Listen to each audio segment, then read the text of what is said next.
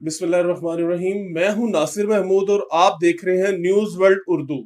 और मेरे साथ आज जो मेहमान हैं वो हैं वकार हुसैन साहब। किसी तारुफ के मुहताज नहीं है, आइए उनसे बात करते हैं। अस्सलाम वालेकुम सर। वालेकुम अस्सलाम। सर मुझे ये बताइएगा कि मुल्क की मईशत के ऊपर बात करें। आप तो माशाल्लाह इतने सीनियर जो ताजर रहनुमा है, कोई ढकी छुपी बात नहीं है। उनके बारे में क्या कहते हैं आजकल मुल्क की मईशत के ऊपर भी बात?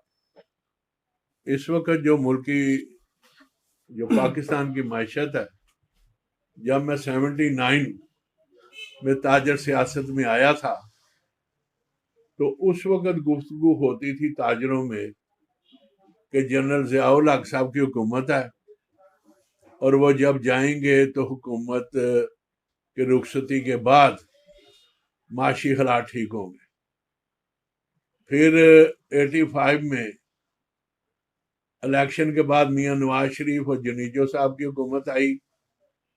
तब भी ताजरों का यही रोना था कि जनाब अली हुकूमत का आदि सियासतदानों ने बाइकाट कर दिया और पूरी तरह हुकूमत हो तो फिर हालात ठीक हो जाएंगे। मगर आज जो गुज़िश्ता 2.5 साल से इमरान खान साहब की हुकूमत है, उसमें अगर हम हुकूमत की सुनते हैं तो वो कहते हैं जी कि हम कर्जे लेकर कर्जे उतार रहे हैं जी, और दूसरी तरफ हो रही है दिन रात 24 घंटे महंगाई जी।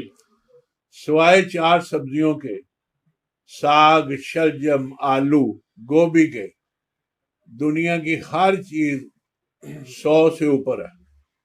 कोई भी ऐसी चीज नहीं है जिस पर हुकूमत का कंट्रोल हो। मगर जब हम इलेक्ट्रॉनिक मीडिया पे हुकूमत की बात सुनते हैं जी, तो जाहिर है जो भी आता है वो पुराने पे इल्जाम लगाता है जी। तो मौजूदा जो हुकूमत और अपोजिशन की महाजराई है, वो चाहे एतमाद का वोट लें और चाहे अपोजिशन सेनेट में जीते, जी, लामहल्ला हालात मईशत के खराब हो रहे हैं जी। मईशत की तरफ कोई ध्यान नहीं दे रहा। सबको अपनी कुर्सी की, अपनी इक्तदार की फिक्र है, किसी को आने वाले को, किसी को जाने की फिक्र है। और इस फिक्र ने किसी को इस तरफ ध्यान देने की जसारत नहीं की कि आज गर्मी में भी गर्मी शुरू हो गई है और 160 रुपये अंडे हो गए हैं जी। और जो कुछ भी महंगाई हुई है, पाकिस्तान में सबसे ज्यादा महंगा रेट आज है ब्रायलर मुर्गी का। लिहाजा ना किसी की तनख्वाह है, ना किसी की तनख्वाह ज्यादा बड़ी है, ना किसी का कारोबार बड़ा है और महंगाई बड़ी है। जब तक जो भी हुक्मरान होगा जी, वो सब्सिडी दे देगा ज्यादा से ज्यादा रमजान में। रमजान के बाद फिर क्या करेगा गरीब आदमी? 15,000 रुपये का गार्ड हो या मजदूर हो, मजदूरी नहीं है।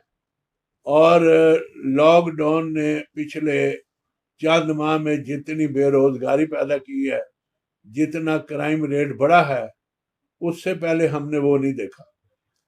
दूसरी तरफ रह गया ताजर सियासत।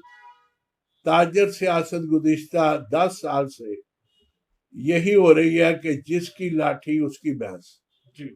जिसने भी हुकूमत से रुआबत बढ़ाए हैं उसने अपने काम करा लिए हैं और मार्केटों का और प्लाजों का आज तक किसी ने कोई काम नहीं कराया।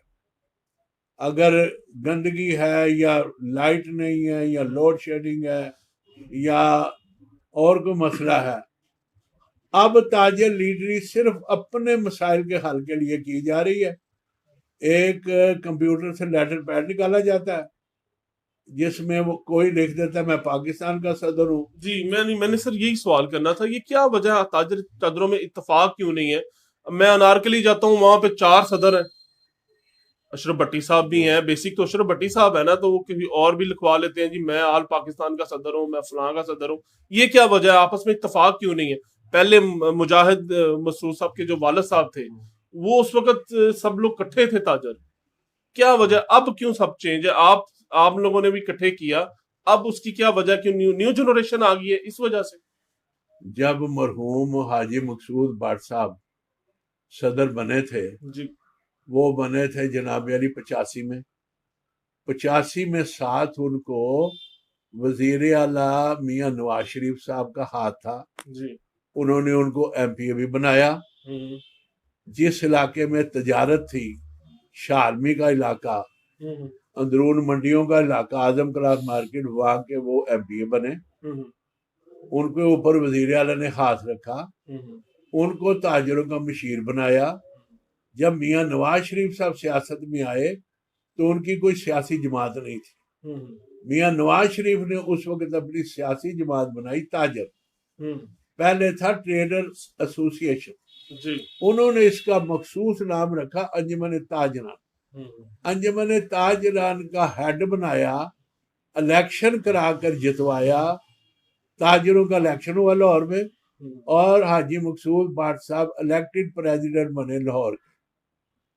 उसके बाद उन्होंने ताजरों के मियां नवाज शरीफ साहब ने बजरिया हाजी मकसूद भाट ताजरों के लाहौर लेवल पर और पंजाब लेवल पर ताजरों को जोड़ा, ताजरों को नवाजा और ताजरों के काम करवाए। जी ये वो दौर था 85 का कि जब MM आलम रोड पर मैंने कहा कि जनाब अली वहां पे फुआरा लगा दिया जाए, MM आलम रोड की सड़क बना दी जाए, तो फुआरा भी लग गया। और जनाब उस वक्त गवर्नर जिलानी साहब थे, इम्तियाज मसरूर साहब चीफ सेक्रेटरी थे, और अल्लाह बख्शे मियां शुजा रहमान साहब लाहौर के लॉर्ड मेयर थे। उन्होंने वहां पे फुआरा भी लगाया, MM आलम रोड की टूटी हुई सड़क भी बनाई। उस वक्त काम होता था, और इसलिए वो हाजी मकसूद भाट साहब सबको साथ लेकर चलते थे। इसका मतलब आपका, सॉरी, इसका मतलब ये है कि उस वक्त के जो वजीर आला साहब थे उनकी सपोर्ट थी, अब नहीं है, आपका कहने का मकसद ये है? उस वक्त का वजीर आला का मैंने आपको बताया है, उनके पास सियासी दड़ा था ताजर। क्योंकि जब 77 में पीपल पार्टी के खिलाफ मूवमेंट चली तो हरावल दस्ता था मूवमेंट में ताजर, क्योंकि उन्होंने सनत वगैरह छीनी थी। लिहाजा तमाम ताजरों ने 77 की मूवमेंट में हिस्सा लिया, और उन्होंने एक सनतकार मियां नवाज शरीफ को बतौर वज़ीर आला बतौर साथ दिया। और हमारे अंजुमन ताजरान लाहौर का, लाहौर के जिना गार्डन में मियां नवाज शरीफ साहब ने हलफ लिया। अच्छा सर, अब मुझे लास्ट ये सवाल मैं पूछना चाह रहा हूँ आपसे कि ताजरों का इस टाइम क्या देख रहे हैं सिचुएशन ताजरों की? आप तो सीनियर हैं, सारा जमाना आपको जानता है, खास करके ताजर कम्युनिटी में तो आप बहुत ज्यादा पॉपुलर हैं। अब ताजर बरादरी कभी भी इकट्ठी नहीं होगी, ना कोई हुकूमत उनको इकट्ठा होने देगी। अब ताजर सियासत हो गई है कारोबार की बुनियाद पर। जिसका बड़ा कारोबार है उसने बड़ा ओहदा ले लिया, उसने आगे अपने चंद मखसूस लोग आगे रख लिए, उसके नाम लेवा। दूसरे ने अपने लेवल पर अब इलाके बांट लिए ताजरों ने। पहले लाहौर में सिर्फ ताजर सियासत थी शालमी में, अब शालमी से आप देखें काने से आगे तक, अब पहले लाहौर शालमी तक था, अब लाहौर बहुत रायविंड से काना और काना से दूर डिफेंस तक चला गया। उसमें हर ताजर जो भी अपनी दुकान खोलता है वो लीडर है, वो कहता है मैं लीडर हूँ। वो अपनी एक लेटर पैड बनाता है और ऐलान कर देता है, क्योंकि ये एक रिवायत पड़ गई। उस रिवायत में तमाम ही ताजर लीडर हैं, एक दूसरे को मानने को तैयार नहीं है।